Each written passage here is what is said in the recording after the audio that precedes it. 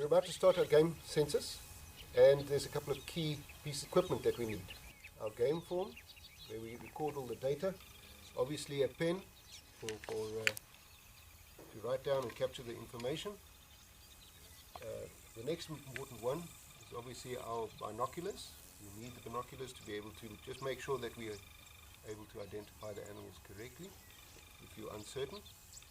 The GPS, this is not an essential piece of equipment, but it's always good to have for the start and end points, and also to record, depending on how much detail you want, to record the locations of where these sightings took place. And then also another one that is not essential, but it makes it a little bit more accurate, and that is a rangefinder. This one just makes sure that the accuracy of us when we're trying to determine the distance from the car on either side of the car, we've got it right. Okay. The method we are using today is the strip count. All right. So we're taking a sample of the population. We're not doing a total count. We're not trying to count every animal species that we see. We are going to do a sample, and we've decided we're going to use a strip of 50 meters on either side of the car. So that's a total of 100 meters strip that we're going to be driving today. That's important information to capture on our data capture sheet, is the strip width. It's there.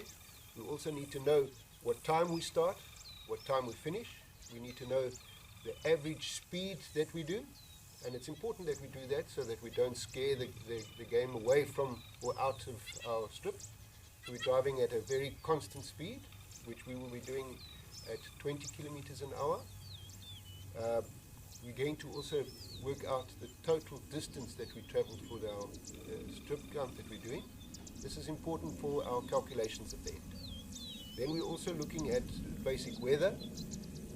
We capture that because that is also going to influence our count if we have to redo it at a later stage. We don't want to do it when it's raining and compare it with something that is open and good day today, like today. And then you also want to know the date and the people that are counting. Obviously the most important piece of information here then would be every species that you count within that strip only, and how many of those animals were in the strip. So for example, we might come across a herd of wildebeest, blue wildebeest, but only half of them are in the strip and the other half are out. We're only counting those ones that are within 50 meters of either side of the car, not more. Okay?